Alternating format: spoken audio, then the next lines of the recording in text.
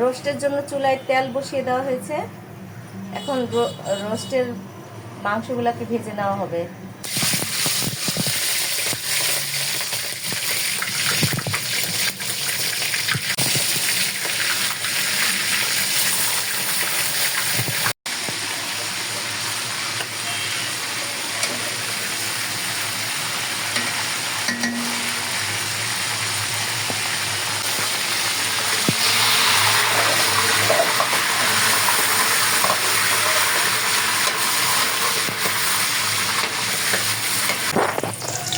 রোস্টগুলো ভাজা হয়ে গেছে। এখন তেলে পরিমাণ মতো পেঁয়াজ দিয়ে দেওয়া হলো।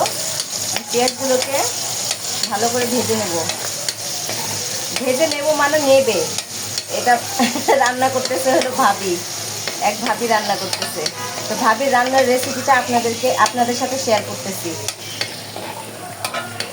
এখানে বাদাম আর দুধ গুলিয়ে নিতেছে।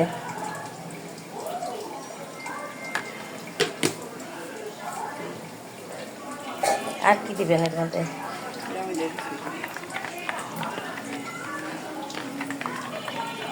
এটা রোস্টের জন্য বাদাম আর দুধ গুলাই নিল।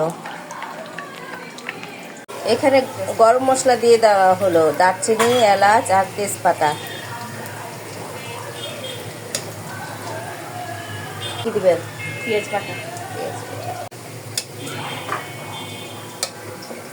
বাটা দিয়ে দেওয়া হলো।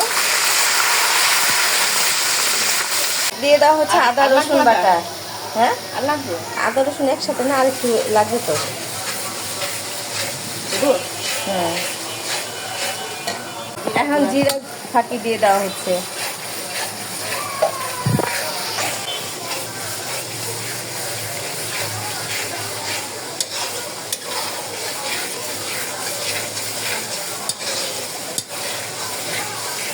এখন দেওয়া হচ্ছে মরিচের গুঁড়া। ঝাল ঝাল খাইতে চাইলে দেন একটু।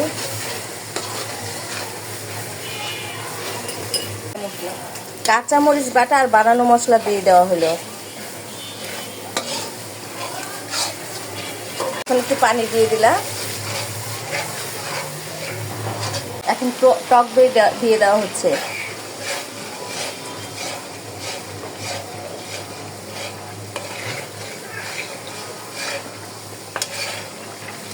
এখন বাদাম আর দুধ মেশানো পানি দিয়ে দেওয়া হচ্ছে। কয়েকটা কাঁচামরিচ দিয়ে দেওয়া হলো। রোস্টে একটু চিনি দিয়ে দেওয়া হলো। হ্যাঁ, এখন টমেটো সস দেওয়া হচ্ছে।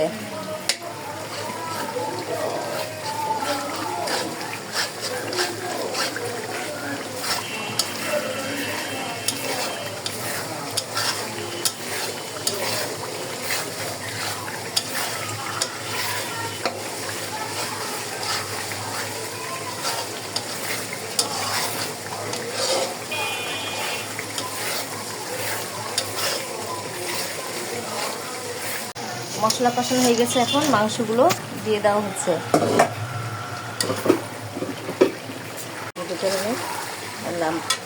ঢাকনা দিয়ে ঢেকে দেওয়া হলো। কষানো হয়ে গেছে। এখন পানি দিয়ে দেওয়া হচ্ছে পরিমাণ মতন। এই তো পানি দিয়ে দিলাম। 20 মিনিট রান্না করব। চুলার আঁচটা বাড়িয়ে দিয়ে দেওয়া হয়েছে। এখন বলক আসা পর্যন্ত চুলার আঁচটা বাড়িয়ে রাখবো। বলক আসলে চুলার আঁচটা কমিয়ে দেবো। এই যে রোস্ট হয়ে গেছে, এখন নামিয়ে ফেলবো।